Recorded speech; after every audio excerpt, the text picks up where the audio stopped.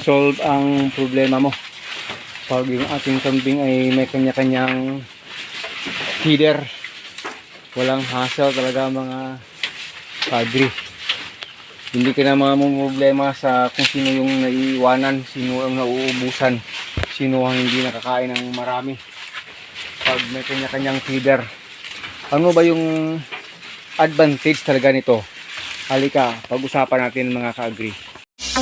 Pero bago po natin pag-usapan yan, kung bago ka pa lang sa channel ko, paki-like naman po, comment, share, and subscribe. At huwag kalimutang i-hit ang ating button bell para ma-notify po kayo sa ating mga bagong upload.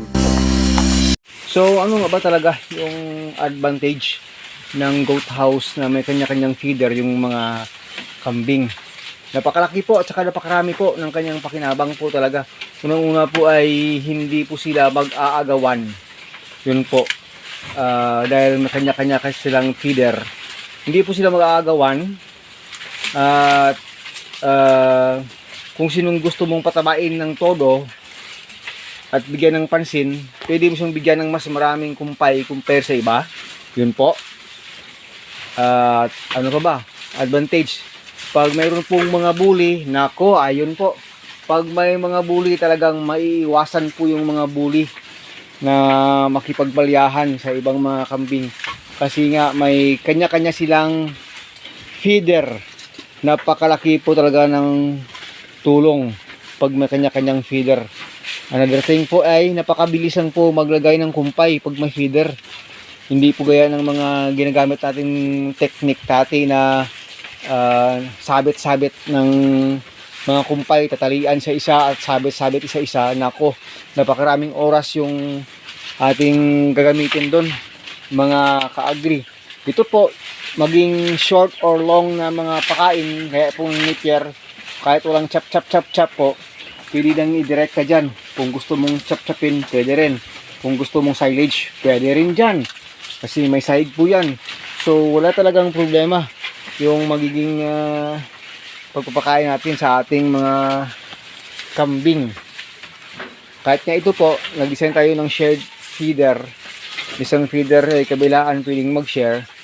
Pero ginawa po natin, hindi po natin nilagyan ng butas na magharap sila para hindi magsusuwagan. Yung ito po, doon siya. Habang yung ito naman ay dito siya. Para hindi po magsabol-salubungan yung kanilang mga ulo pag sila ay makain ng kanilang kumpay. Kumpay ay ng paiba't iba. Kanina inuna natin yung itil-itil at saka dahon ng saging. Ito naman ay napier grass na naman kasi nga super busog na po sila. Kahit super busog na, ito may pang dinner pa sila. O kung hindi naman dinner, snack nila hanggang gusto nilang kumain. Pag ayaw na nilang kumain, hindi wag na, stop na sila.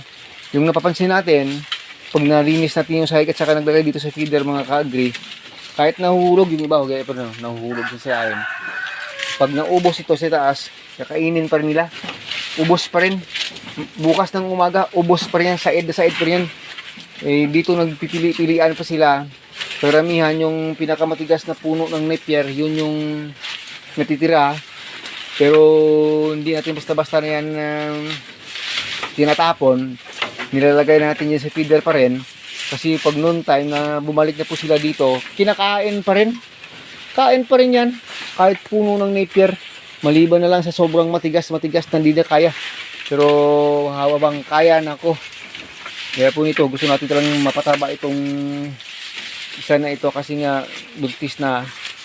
Minsan naglalagay tayo ng doble na kanyang pakain dito. Siya lang mag-isa para mabilis po makarecover yung katawan. Medyo nakarecover na nga yung katawan ito kasi masyadong payat po ito. Pagkatapos natin mag-deworm at mag-vitamins, after a couple of weeks po, medyo nakabawi na ng konti yung kanyang katawan.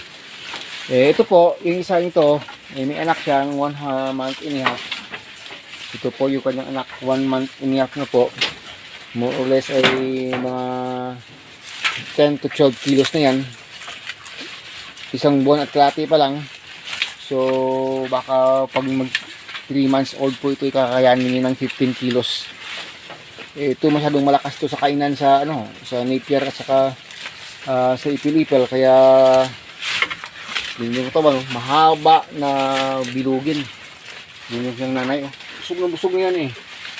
Pero talagang gusto pa talagang kumain ng marami. Yun po mga kaagri.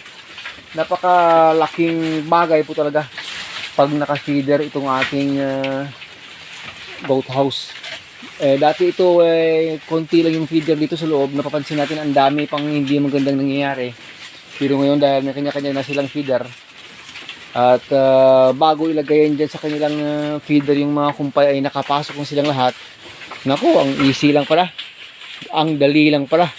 Ito yung ating isang inahin. Mga 1 week and a half from now ay mga anak na po ito. Itong ating inahin na ito, kaya nagbibigay tayo ng maraming pagkain sa kanya. Ayan po. Ayan po. Malaking inahin po ito. Malamang ngayon abot na ito ng 40 kilos. Kasi buntis, mahaba at matangkad po ito. Malapit na, mga 1 week and a half. Malapit na talagang mga anak. Kanina napansin natin may lumabas na sa kanyang white na substance. Sa amin dito term ay danlak niya.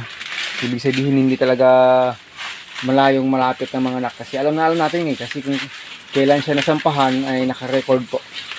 So 1 week and a half from now, pwede na talaga siyang mga anak. -5 plus 5 po. So yun, or from now on, kahit 7 days, pwede siya mga anak pag nag-5. Pag nag-plus 5, ayun. Kaya 15 days from now, pwede siyang mga anak. Yun mga ka-agri. So yun, nag-share po tayo na lang sa inyo kung ano yung advantage talaga ng may kanya-kanyang feeder. Yung ating mga kambing, napakadali na. O ayan. Ito'y native natin, masyadong pumayat yan, medyo nakabawi na. May feeder rin siya dito sa kabila, dyan po siya tumitira. Unti-unti siyang nakaka-recover na. Ito yung isa sa binabantayan natin, kahit na naka-deworm at saka naka-vitamin C ba po. May mga kambing po talaga, mabilis po gumaspang yung kanilang balahibo dahil siguro sa kakulangan ng mga vitamins and minerals sa katawan. Kasi nga mayroon siyang anak, pati itong anak bumaba yung balahibo sabi ko talagang kailangan mag-deworm. Nag-deworm na po tayo at nag-vitamins dyan. So on recovery na siya, medyo malakas na siya ngayon, pati sa kainan. Busog na yan, pero ayan. Kasi ano po sila nito, naka-free range po ito sila sa umaga. At pagdating ng mga afternoon, 1 PM, 2 PM pumapasok na kasi sila, ayaw nung lumabas. Kaya pagdating ng mga 3 to 4, ayan, nagkukumpay na naman tayo sa kanila dito sa loob ng feeder. Pagkatapos po silang nakainom ng tubig. May vitamins na rin yung tubig para talagang mabigyan ng pansin ng kanilang health O, tingnan niyo po, native po yan. Ito po. Palagay nyo native na rin. Nawala yung airtag niya, nasabit. Ito po ay buntis, pero hindi ko na confirm yung kanyang date ng pagsampa sa kanya. Pero base na rin sa aking pag-observe sa kanya, maaari siyang manganak by May. Yun po, May po, maaari siyang manganak by May. Early May. Itong isa na ito. Maliban na lang sa iba dito, kaya po dito first week of June pwede siyang manganak kasi buntis na po yan, or last day of May. Ito rin po, buntis rin yan. Ito buntis rin to, kahit sila ay may anak, pero pinakaano nila ay manganak silang first week of June. Itong dalawa, ito po ay native. Yung anak niya mag-performance. Yan naman mag 3 months, magkasing haba lang sila. Bilugin na ng konti ito kasi ito kumapal rin yung balahibo. Medyo ngayon nakakabawi na. Nag-umpisa nang lumipis dahil 2 beses nating nag-bloom, napal-up siya. Kaya yan mga kagri, medyo okay na siya. So yon, maraming salamat po. Nag-i-establish tayo ng isang magandang encouragement sa ating mga nagkakambing na pag gumawa po tayo ng housing, goat housing, dapat po talaga may sarili silang selda, sarili silang room at sarili silang feeder. Itong feeder natin ay indoor po, hindi natin pwedeng gawang outdoor dahil sa labas. Mataas po kasi din sa ilalim, masyadong mataas. Diyan outdoor muna sana natin, pero medyo kapos yung ating bubong, kaya ayan, rearrange po tayo. Kahit hindi ito magandang model talaga ng goat house, pero at least po naramdaman natin yung easiness, yung tawag doon, okay na organized sa loob.